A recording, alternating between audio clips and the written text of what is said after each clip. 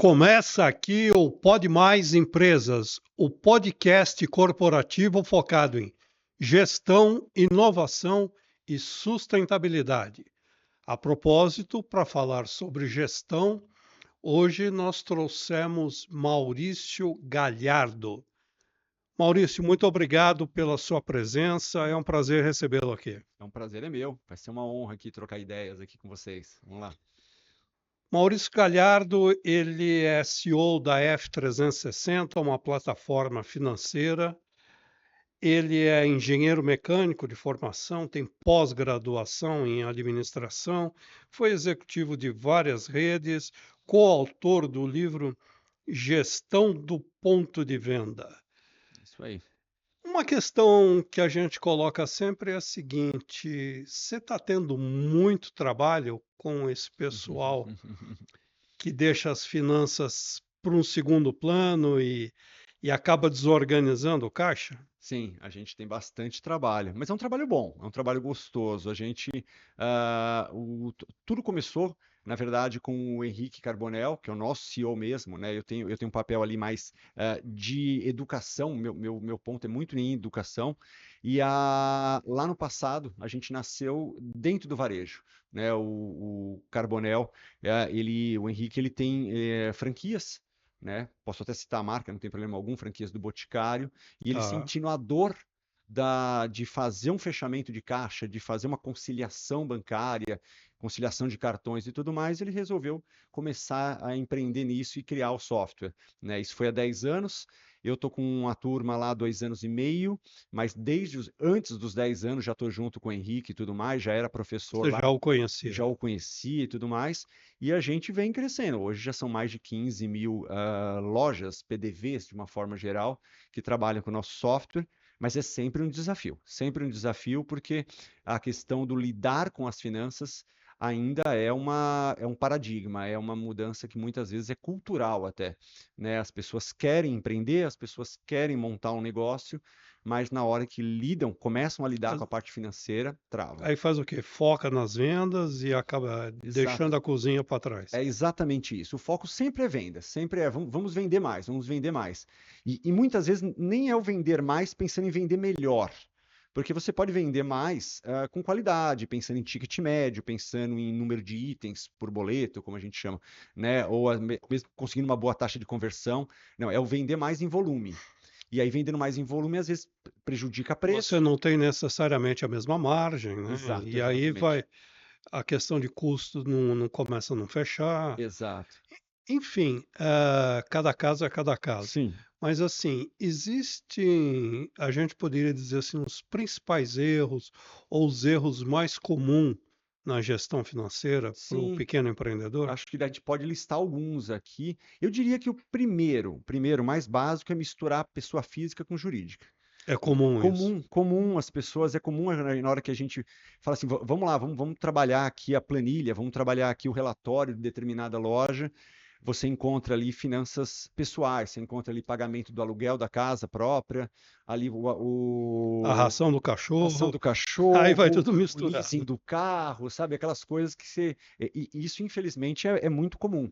E aí, o jeitinho brando que a gente traz é, ó, vamos separar, pelo menos para você ter visibilidade do seu negócio, né? E acho que esse seria um primeiro erro. Um segundo é, de fato, a dedicação do sócio, do dono, ou dele particularmente, pessoalmente, ou o entendimento de que ele precisa de alguém para poder fazer isso. Né? Hoje também tem muita gente terceirizando esse trabalho de educação financeira, de gestão financeira do negócio. Né? No caso de vocês, vocês vão até as empresas oferecer serviço, aquele Uhum. prospecção natural, ou vocês têm sido procurados? A gente, Como é que funciona? a gente normalmente, o nosso canal de venda principal aqui é através das marcas, então a gente chega na marca e a marca leva a nossa mensagem ou leva o nosso ideal, vamos dizer assim, para os seus vários empresários. Né? Exemplo, se você pega uma franquia, Isso. você entra na franquia e acaba abiscoitando os franqueados É também. porque a gente mostra o valor pro franqueador e o franqueador vai passar a ter menos dor de cabeça, menos risco de que as unidades, né, geridas pelos franqueados podem dar menos problema, uma vez que tem uma solução aqui, uma Que estão tecnologia, né? mais organizadas, É, né? e também não só em franquia, viu? A gente tem muita rede que às vezes tem um canal talvez não tão próximo como é a franquia, mas às vezes um canal de venda direta, um canal de venda através de representante, Marketplace, no caso? marketplace também, em algumas situações onde a gente consegue também chegar. A gente tem várias redes. Hoje eu já vou dizer que a gente começou pelo franchise, mas hoje perto de 30% do nosso mercado, hoje, dentro da nossa base de clientes, já não é franchising. E é o que mais aumenta. É um crescimento Vocês muito trabalham grande. muito com varejo? Bastante, bastante. A gente atende desde o pequeno ali. Grande varejo já muda um pouquinho, porque já começa aquele varejista que já tem 30 lojas, 50, já é uma rede propriamente. Esse normalmente tem o nosso sistema, mas ele já tem uma equipe para trabalhar, já tem contabilidade internamente, mas Você normalmente é o pequeno. vende, você vende o software, você dá treinamento, você Isso. faz acompanhamento, A gente como é que é o trabalho de A gente vocês? faz um pouquinho de tudo. A gente faz um pouquinho. A gente percebeu, assim, até a área de educação, que é a área que eu coordeno, que é uma área que tem lá 3 anos de existência somente, ela surgiu justamente por essa carência. No início era só o software, O se que que é área de oferecia. educação? Você vende a educação financeira Eu, eu, a- separado ou você vende educação para o seu cliente que está adquirindo o Os, software? os dois, os dois. A gente dá educação para aquele que já contrata o software. Então, uma pessoa que contrata o software, ela já tem todo um nível, uma escala de capacitação mesmo que ela tem que passar, treinamentos, a plataforma de Isso EAD já está no já está pacote. no pacote, que a gente já entende que isso vai facilitar ou aumentar o engajamento para o uso da plataforma. E além disso, a gente acaba se portando muitas vezes como uma consultoria de treinamento que faz trabalhos, vamos dizer assim, sob demanda. Então, grandes marcas falam: olha, estou com problemas com os meus franqueados, por mais que eles estão utilizando o software, mas eu preciso dar uma carga mais em DRE. Se Mais. eu, se eu bater na F360 agora e Hum, dizer, ó, Galhardo, é o seguinte, eu estou pensando em montar um negocinho aí e tal, mas não está maduro ainda. Primeiro eu queria fazer um hum, curso de educação financeira para eu poder me situar melhor. É tá. possível? A gente tem pacotes, a gente tem inclusive um pacote que a gente chama de certificação operacional, que por mais que ele ensine um pouco sobre o software, mas ele passa por DRE, Você não precisa fluxo de caixa. Não, não necessariamente. precisa. Para contratar a certificação, qualquer pessoa pode vir a contratar. Você estava falando da etapa, desculpa, eu te atropelei. Não, O não, que que é não. DR? Vamos explicar. O DRE é o demonstrativo de resultado do exercício, é uma planilha, para quem está no varejo ou nos negócios, uma planilha básica, vamos dizer assim, aonde você consegue oficializar, documentar, registrar os números fechados num período. Normalmente se faz DRE ao mês. Então é aquele meio que aquele relatório que ao final do mês, no começo do mês seguinte, se Tipo um fecha. balanço mensal. Mais ou menos, porque ele te dá uma fotografia do negócio. Ele é diferente do fluxo de caixa. O fluxo de caixa já é o volume corrido ali de entradas e saídas financeiras. Eu brinco sempre que o DRE é uma fotografia, quando bem tirada, com um bom ângulo, né, consegue mostrar bem como a situação está. Já o fluxo de caixa é um filminho mesmo, já todo dia. Eu até brinco que o bom fluxo de caixa é o every single day, é todo dia um pouquinho. É aquela coisa do registro, entrou, pagou a conta, aquele recebível chegou ou não e assim por diante, né? Deixa eu fazer uma Sim, pergunta, digamos assim, uma pergunta sazonal. tá? Nós estamos chegando no final do ano Boa. já. Aliás, estamos bem próximos, né? Sim, Praticamente a 60 dias aí de Réveillon. isso. Como é que ficam as empresas que ainda não bateram meta, que ainda tem aquele desencaixe? Tá. Vamos lá. Esse pessoal costuma pedir um help para você nesses momentos, do tipo, olha, eu daqui até 15 de dezembro eu preciso fechar tanto, a minha meta é de tanto, pô, e eu tô com 30% só de meta. O que que eu faço? É, Vocês fazem essa consultoria, vocês põem o pessoalzinho na régua, como é que é? Vamos lá. Hoje a gente não tem nada focado para vendas propriamente dito, mas a gente tem bastante para finanças, que é a nossa parte mesmo. Normalmente a nossa demanda ela é muito forte, mais ou menos até o meio de novembro. até o meio de novembro, sim, a gente tem muita gente que pede ajuda com relação a estruturar mesmo, nem que seja aquele planejamento de última hora agora para final de ano, Para não virar o ano no vermelho, seria? também, e até Black Friday, por exemplo. Black Friday é um fenômeno, vamos chamar assim, que mudou o varejo. Não vou dizer que positivamente ou negativamente, porque Que é uma outra discussão, outra né? discussão, mas realmente Que o mudou. pessoal até brinca com a história do Black Fraud, né? E é uma coisa que, assim, num primeiro momento, grandes redes colocaram isso e algumas redes menores se opuseram. Não, não, a gente não vai entrar nisso. Quem não entrou acabou perdendo. E eu falei, não, temos que entrar. E aí, o momento, particularmente, aí é a minha opinião, ele não é o momento mais oportuno você fazer uma liquidação ou fazer uma semana ou um dia de grandes descontos antecedendo aí o Natal. Ele é um pouco diferente se a gente parar para pensar, quando a gente pensa lá nos Estados Unidos, onde surgiu tudo isso. Lá você tem o Dia de Ação de Graças, né? Que é no meio de novembro e é o dia de maior venda. Então você faz isso e depois, na sequência, no final de novembro, aí você vem com uma Black Friday, que aí faz sentido. Já é um chute forte para começar toda a liquidação, que já começa em dezembro lá. Aqui não. Geralmente quem procura vocês é o cliente, que já é cliente da plataforma. Normalmente, a gente tem os dois tipos de demanda. A gente tem aquele cliente que já é recorrente, que ele já usa, ele já assiste nossos vídeos, ele usa na plataforma, ele usa a plataforma mesmo do Finanças, que a gente chama, que é fazer o orçamento, mudar e tudo mais, e fala, olha, estou com dúvida para poder fazer isso. Abre chamado com a gente, chama ali a gente para poder dar algum tipo de suporte a algo novo que ele queira usar na ferramenta, ou também clientes que não conhecem a gente. E aí tem todos os portes, tem redes que ouvem falar e falam assim, eu quero fazer um trabalho. Quero começar um trabalho com os meus franqueados ou lojistas e tudo mais, esse é um caminho. E tem aquele empresário solo, aquela pessoa que tem aquela lojinha, e lojinha com todo respeito aqui, logicamente, só por ser um empresário já é um campeão, mas de começar e aí começar a perceber, falar, não estou conseguindo organizar, não tenho nenhum modelo de planilha. Né? Eu até brinco que nas aulas que a gente dá, às vezes a gente até distribui planilha, porque o pessoal chega e fala assim, mas calma aí, vocês não são software? Sim, mas se a pessoa primeiro entender como funciona, se a pessoa pegar gosto, vai ser melhor depois se ela quiser O beabá, contratar. né? O beabá, não adianta eu chegar, modéstia à parte, eu acho que o nosso software ele é muito completo. E esse também acaba sendo um problema, porque muita gente chega e fala, eu quero isso, eu quero isso, eu quero isso. Fala assim, calma, calma, primeiro coloca para funcionar. Primeiro faz lá a conciliação do seu cartão para garantir que seu recebível que você está As vendendo, etapas básicas, etapas né? básicas. Depois vamos montar um fluxo mais elaborado. Depois vamos chegar num DRE. Não, eu já quero direto isso. E aí acaba trocando o pé pelas mãos. Se Então é comum. determinada rede de varejos, por hipótese, Uhum. ela precisar de um software específico, vocês desenvolvem? E específico não, o que a gente consegue, e uma coisa que a gente tem, que acaba sendo nosso diferencial, a gente não é um software de PDV, um software de loja. A gente é um software de retaguarda. Então, o que a gente adquiriu aqui a habilidade em conseguir conectar, integrar o nosso software a praticamente qualquer software de PDV.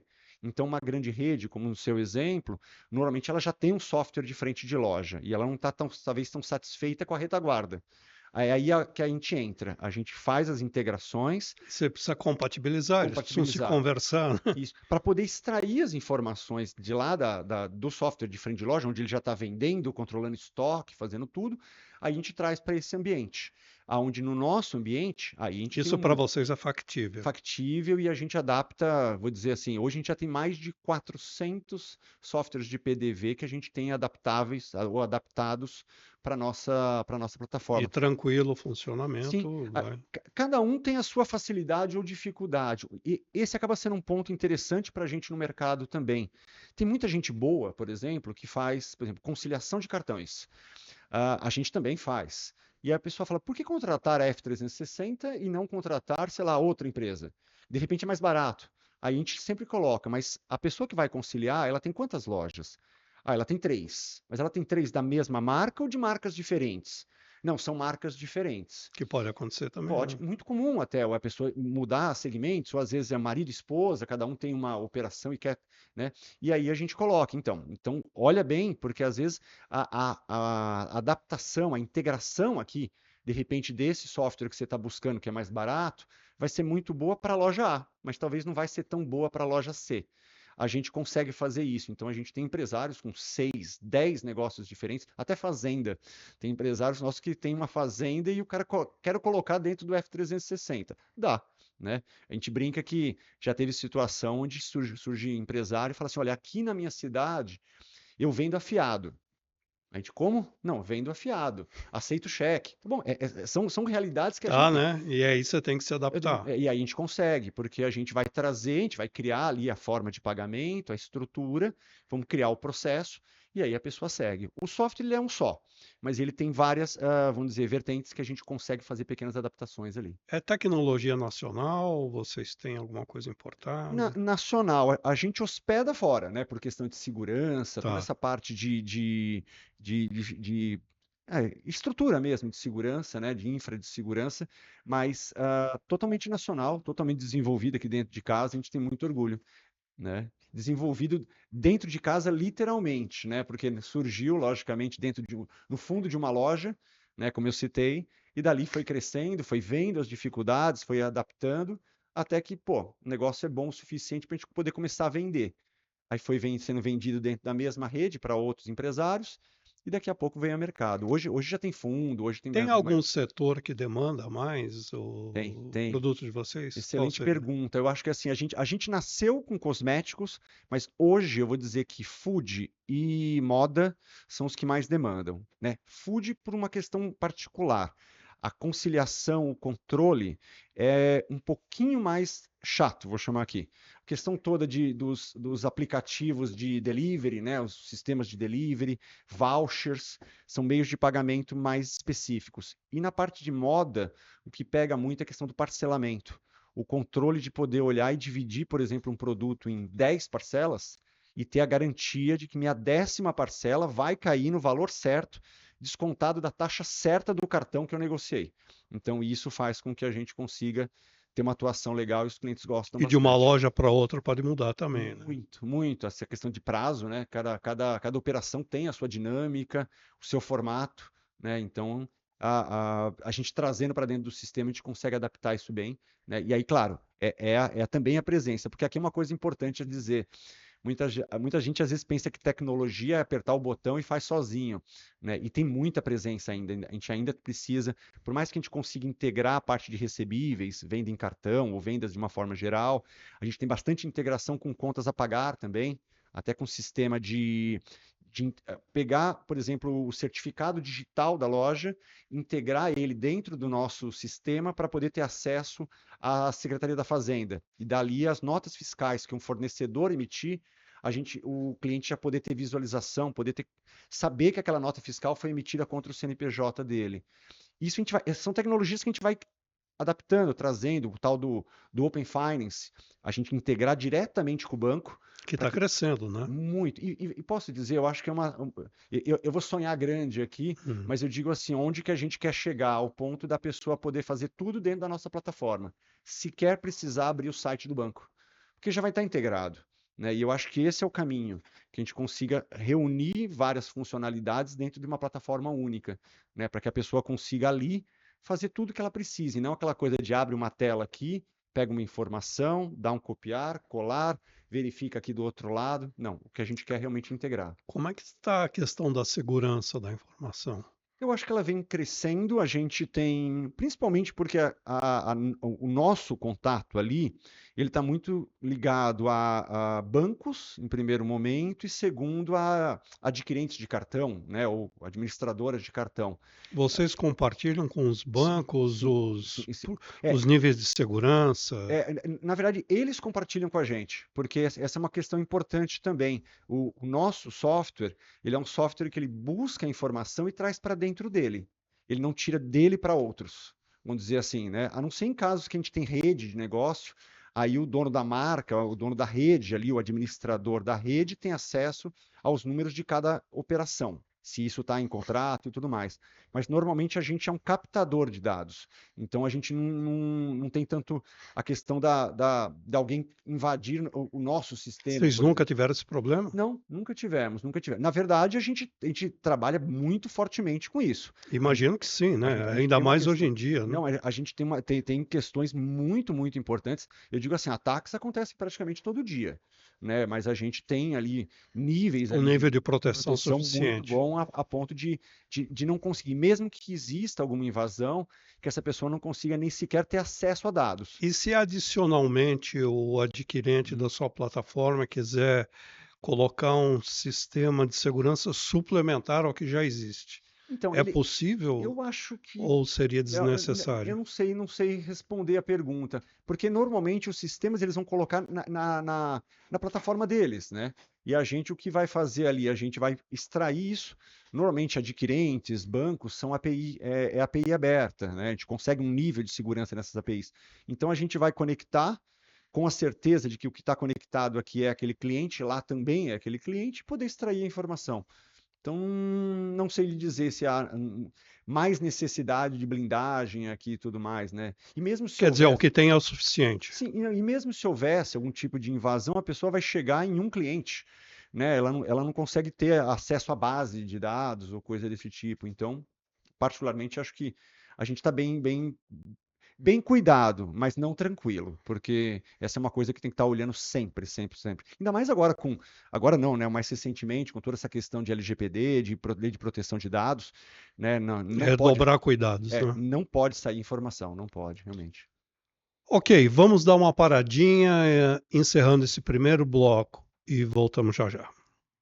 Empresário, chegou a hora de você publicar o balanço de sua empresa e manter a boa governança corporativa. Consulte a sua agência para veiculação no jornal Empresas e Negócios.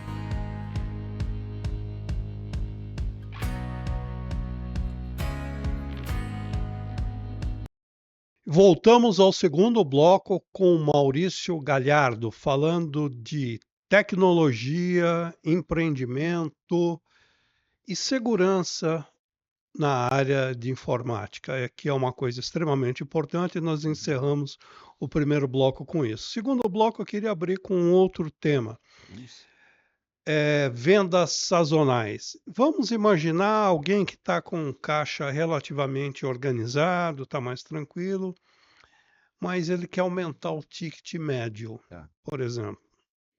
O que fazer? Vocês dão essa orientação, vocês pegam o empresário pela mão e explica quais são os caminhos?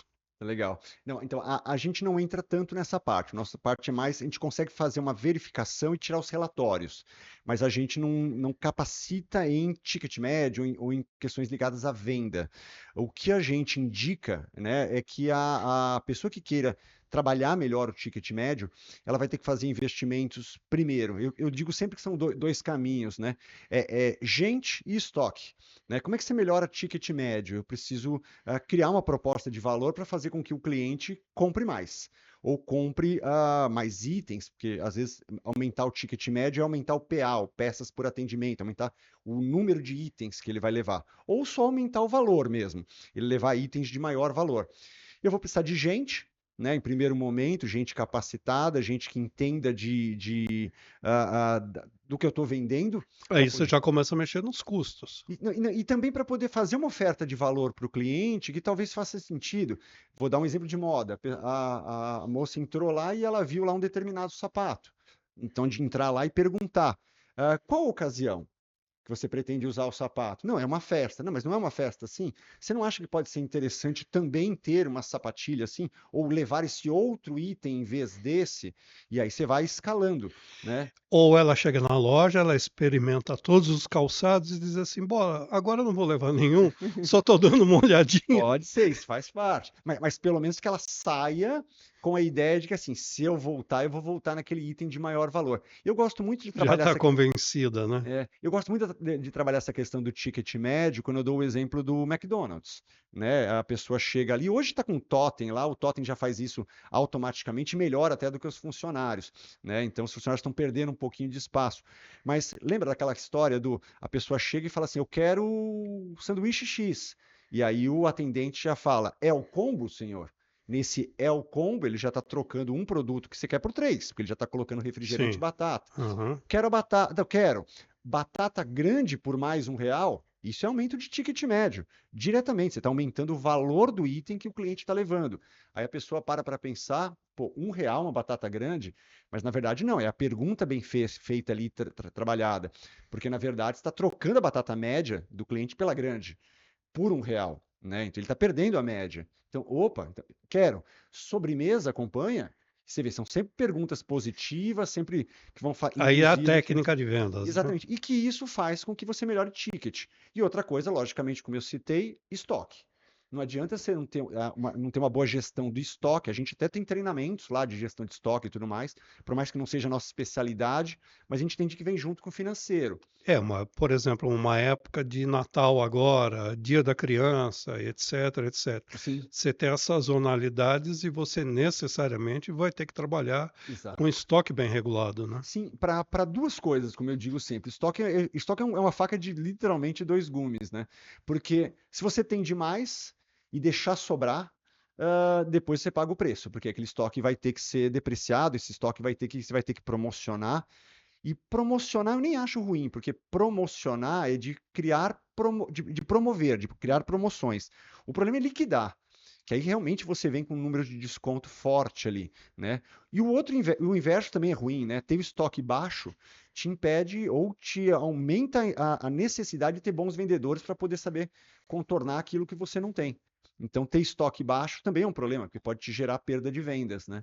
Então, são dois pontos aqui. Quando a gente fala de ticket médio, eu sempre vou para gente preparada para saber vender o que tem e vender o que tem, e estoque preparado para poder vender aquilo que o cliente provavelmente vier demandar ou procurar, né?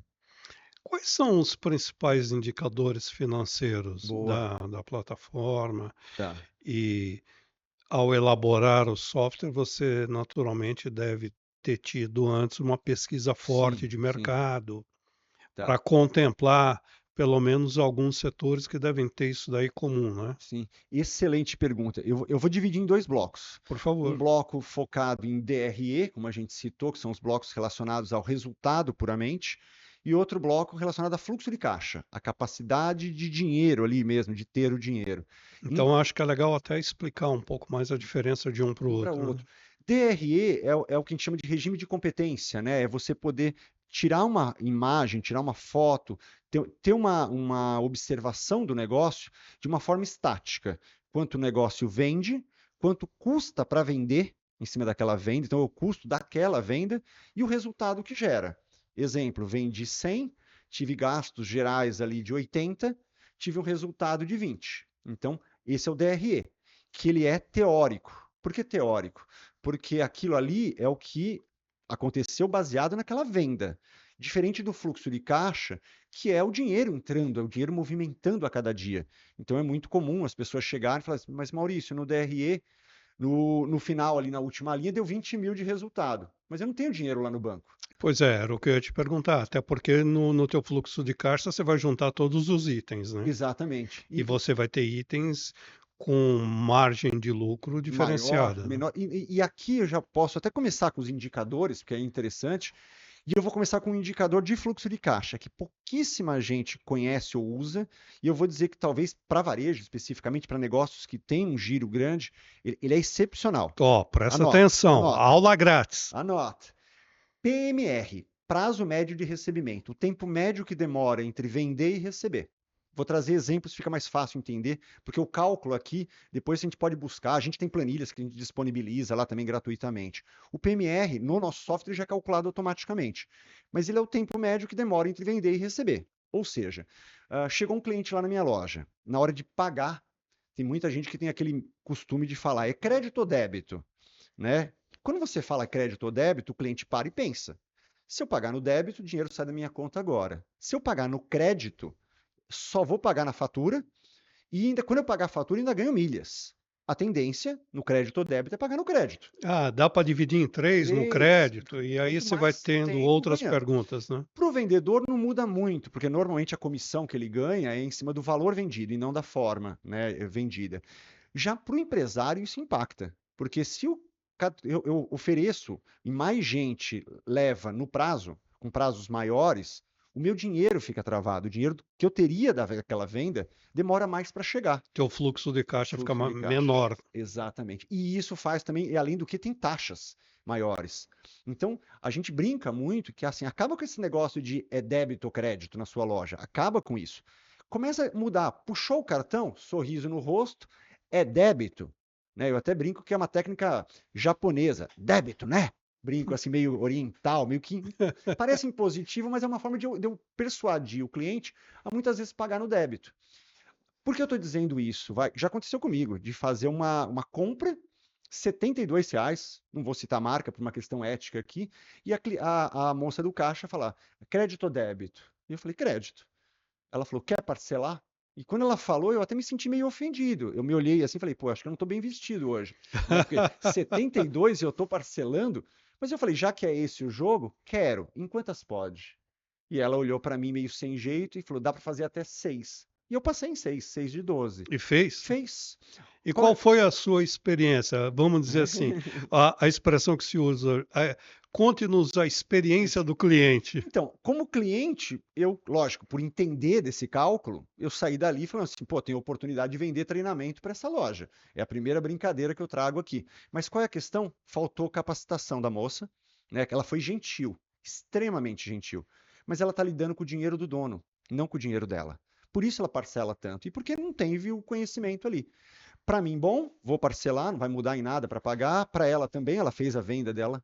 Mas para o dono da loja, se ele estiver fazendo isso para cada um, gente, ele vai ter uma necessidade de capital de giro aí gigantesco, um problema de fluxo de caixa gigantesco, porque ele está jogando tudo lá para frente, a uma taxa muito maior. E o Né? dinheiro custa caro. Dinheiro custa caro, esse é o ponto. E é isso que a gente tenta trazer lá na F360, é esse nível de Ainda que educação. mude o presidente do Banco Central, como está para acontecer nas próximas semanas, o dinheiro vai continuar custando Vai caro, continuar né? caro. Se a gente fizer uma conta, vai por Selic, e vou chutar os 10% ao ano aqui ainda, não é brincadeira isso. Imagina você ter o seu dinheiro da sua loja e você vende 100 mil com a sua loja e você tem desses 100 mil, 50, 60 mil vendido no crédito. É dinheiro que vai entrar só nos próximos meses. Então tem isso. Esse seria um indicador, prazo médio, e a gente pode puxar alguns outros. A gente pode puxar aqui previsibilidade de caixa. Isso é uma coisa que a gente faz muito bem ali, que é nível de orçamento, que a gente chama. Quanto dinheiro. É projeção de vendas, isso? Projeção. E não, projeção de caixa mesmo, de De resultado, de caixa. caixa. De venda também, mas ela vai gerar a projeção de caixa. Mas quanto em dinheiro sua loja vai ter disponível em saldo daqui a um mês? Parece uma pergunta estranha num primeiro momento, mas é uma pergunta extremamente importante, porque a maior parte dos Vocês empresários. conseguem fazer Total, projeção muito total. próximas? Posso dizer, porque como a Com base venda, o quê? Base no histórico de com vendas? base no histórico de venda e com a projeção, logicamente, de vendas. Então, eu vou lançar também as vendas que eu entendo, minhas metas de venda, automaticamente com base nos custos, nos gastos que essa operação já tem, eu consigo projetar. Claro que quanto mais à frente, mais errado fica, né? Porque é uma projeção. Mas qual a ideia? Eu não quero saber necessariamente exatamente quanto que eu vou ter de caixa daqui a um ano, mas seria interessante saber daqui a um mês. E daqui a um mês eu tenho esse número, porque tudo que eu vender no cartão já não vai entrar nesse mês, só vai entrar no próximo mesmo. Então, o que eu vou ter? A venda à vista, mais tudo que está chegando do cartão de vendas antigas, mais os pagamentos que já estão lá Até lançados. para calcular a reposição de estoques, etc. Gente, e isso parece básico, como a gente está falando aqui, mas muito empresário sequer sabe se na próxima segunda-feira vai ter caixa. E esse é o problema. Descobre no dia que tem uma grande conta para pagar, um salário dos funcionários, o 13º E que já aí está o aí. que fazer, né? E aí corre para antecipação. Esse é o caminho. E, infelizmente, não vou dizer que ele é melhor ou Vende pior. recebíveis com um Exato, deságio exato. violento. E isso se tornou e vem se tornando ainda um problema crônico no varejo, porque as pessoas antecipam recorrentemente e achando que está tudo bem. Só que elas não percebem lá no DRE, na hora de fechar os números, que ela tem um percentual de 2%, 5%, 7% E está perdendo de dinheiro, né? venda, pagando juros sobre seu próprio dinheiro. Então, em resumo, dos indicadores, fluxo de caixa, eu diria PMR, projeções, fluxo mesmo, e do DRE, as principais linhas do DRE. Custo de mercadoria, vendas, logicamente, custo de aluguel, né, que aí é a parte de ocupação que a gente chama, impostos, pessoas e o resultado propriamente dito. Esses números, minha leitura, todo empresário deveria ter na mão. Falar do pequeno e médio Tá? empresário especificamente, eles têm alguma dificuldade de entender e absorver essa mecânica toda? Tem bastante, tem bastante. Uma coisa que eu acho que é um grande diferencial, quando o empresário ele se coloca à disposição de aprender, ele vem procurar, eu costumo dizer que é meio caminho andado. E isso é uma coisa interessante, porque o foco é tanto na venda, na venda, na venda, que é importante, não que não tenha que ser, mas que mas que quando cai na real, gente, estou sem dinheiro, não estou conseguindo pagar as contas. O que está acontecendo? E aí resolve estudar, resolve vir, né, com a gente ou com qualquer outra entidade que ajude aí na educação financeira básica de um empresário, tem grandes revelações. E aí é aquela ponto, nossa, eu estou misturando, estou gastando muito da pessoa física, é minha pessoa física que está comprometendo minha jurídica. Já a gente brinca, né, que o primeiro passo para a mudança é querer mudar. É querer reconhecer, é fazer o diagnóstico, né? E isso a gente tem ajudado bastante. Muitos empresários que chegam às vezes sem conhecimento, a gente fala assim, ó, assiste essa aula, né? Ouve um pouco sobre isso, né? Então hoje a gente tem podcasts, né, que estão aí em YouTube, Spotify, também que a gente tem lá com entrevistados. Isso é uma coisa interessante também. A gente gosta de trazer muita prática, Casos reais, casos né? reais, e as pessoas contam as histórias. E é legal como as pessoas se identificam, né, e falam, talvez eu esteja errando igual. E aí, quando começa a mexer nos números, eu digo assim, é fabuloso, é muito bonito ver empresários que às vezes estão quebrados, e aí começam a ter essa leitura, começam a corrigir os pontos em 2, 3 meses, às vezes 6 meses no Uma máximo. curiosidade, pode dar uma dor de barriga de repente no empresário lá, que ele descobre que o fluxo Sim, de caixa dele está pior do que ele imaginava e ele precisa fazer um hot money tá, aí tá. urgentemente. Vocês entram nessa parte também? A gente tem um Ou produto. você receita um chazinho de camomila, pede qual que é o procedimento? Não, a gente tem um produto novo que a gente está lançando agora no mercado que se chama Antecipa, né? Que é o F360 Antecipa. O que ele é o Antecipa? A gente está ligado a banco e ali a gente consegue um canal de crédito rápido para questões pontuais, antecipação mesmo de cartão, né? Por isso antecipa, porque a gente já tem a base de dados. Então, essa base de dados, o cliente vai dizer assim, pô, que taxa eu consigo? Recebíveis os bancos normalmente oferecem. Sim, A taxa de é vocês é melhor do mais que é atraente? melhor, é mais atraente do que a dos bancos. Se entrar pela F360, 360, você consegue fazer um negócio melhor consigo fazer do que melhor. se você for direto com o gerente da sua conta. Sabe por quê? Porque ali, quando o cliente diz eu quero, né, ele está disponibilizando os dados da operação. Então, para quem está cedendo, que é o mesmo banco, vamos dizer assim, que é o mesmo banco que poderia Sim. estar fazendo na agência, mas está fazendo do lado de cá, ele tem o histórico. Ele consegue entender Que realmente, você vai entregar para ele. sim, através do cliente que vai liberar. Então, o que acontece? Eu consigo fazer essa comunicação e esse banco ele consegue ter mais, entre aspas, segurança no crédito que ele está fazendo, né? Não tem nada inventado ali, é baseado na operação, Sim. baseado no histórico. Então, a gente consegue ter taxas O disclosure é é maior, né? maior, exatamente. Então, com isso, a gente consegue. Agora, é paliativo. Eu sempre coloco, isso é paliativo. A gente ajuda e isso resolve Não situações. acostuma. Eu costumo dizer assim, a pessoa tem que tomar cuidado que senão vira cobertor curto, né? Como a gente diz assim, ele vai cobrindo a cabeça, vai descobrindo o pé, vai cobrindo a cabeça, só que o cobertor vai ficando cada vez menorzinho. Então, essa é uma saída para esse tipo de situação, para uma emergência, para uma situação pontual, ou às vezes até para uma expansão. Quero abrir minha 8ª loja, ou vou. Tá bom, vai lá, pega. descapitaliza das outras 7 e realiza a 8ª, mas para situações pontuais. Quando a pessoa pensa em algo maior, ou a situação, de repente, ela exige um cuidado maior, aí teria que pegar linhas de crédito aí um pouco maiores, ou linhas do governo, ou linhas bancárias mesmo, alguma outra linha de crédito. De uma maneira geral, é possível você trabalhar com fluxo de caixa sem estresse? Sim, sim. Ou no Brasil isso não se consegue? Não, eu acho que sim, depende muito tem segmento que estressa mais, tem segmento que é melhor, mas, por exemplo, o segmento de alimentação, ele é um segmento que, quando bem organizado, dá para se trabalhar com o que a gente chama de ciclo negativo. O que é ciclo negativo? Você está comprando com o seu fornecedor, pegando prazo de 15 dias, 20 dias, até 30 dias, de repente, a mercadoria, porque você está comprando em lote. Você vende para o seu cliente, se você souber fazer ali a venda no balcão para receber rápido, no débito, no Pix, muitas vezes você está pagando o fornecedor com o dinheiro do cliente.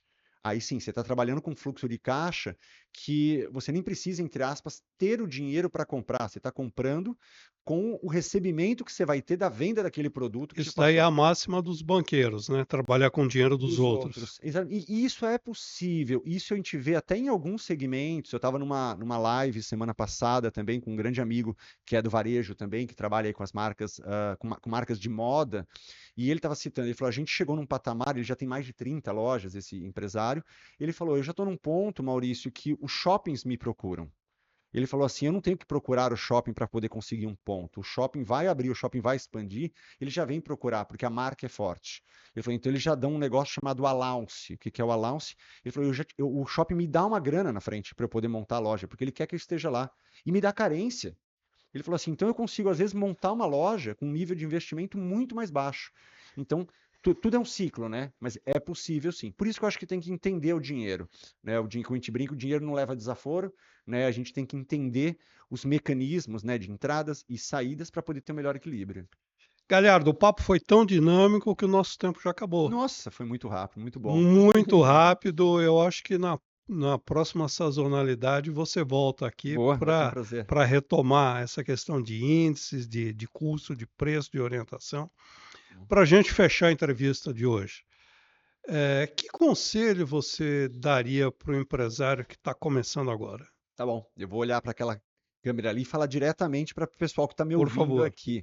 Eu diria o seguinte: a gestão financeira, ela é tão importante quanto a gestão do tempo. Gosto de fazer essa analogia.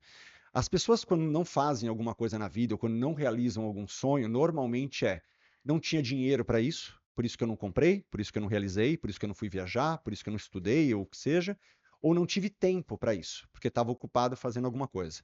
Eu costumo dizer que gestão tanto de tempo quanto de dinheiro é questão de escolha. É questão da gente poder parar e dedicar algum tempo para analisar se eu estou fazendo da melhor forma. O que eu diria para você que é empresário, primeiro, parabéns, porque por ser empresário, né, eu digo que eu sei o quanto não é fácil nesse país ser empresário, mas parabéns. Mas eu digo assim, dedique pelo menos 15 minutos por dia. Eu brinco que fluxo de caixa, gestão financeira, são analogias loucas que eu faço aqui, mas para poder fixar, é que nem lavar louça. Gostoso não é, mas a partir do momento que você faz, você se vê livre daquilo e as coisas ficam organizadas. Então, é um pouquinho por dia. É o famoso every single day. Faz um pouquinho por dia. Maurício, nos primeiros 15 minutos que você me pediu aqui, fiquei analisando, não tinha o relatório, não sabia onde estava o número, tá tudo bem. No outro dia você já acha o número. No terceiro você já monta lá um índice ou um indicador, como você bem trouxe. No quinto dia que você estiver parando 15 minutos, você já está montando suas primeiras planilhas. No primeiro mês, você já está conseguindo fazer análises E aí muito vai legais. embora, né? E aí decola. É por aí. 15 minutos por dia é mais do que suficiente. É um hábito, né? A excelência é um hábito, né? E não um ato. É um hábito, como já diria lá Aristóteles. Então é bem nessa linha.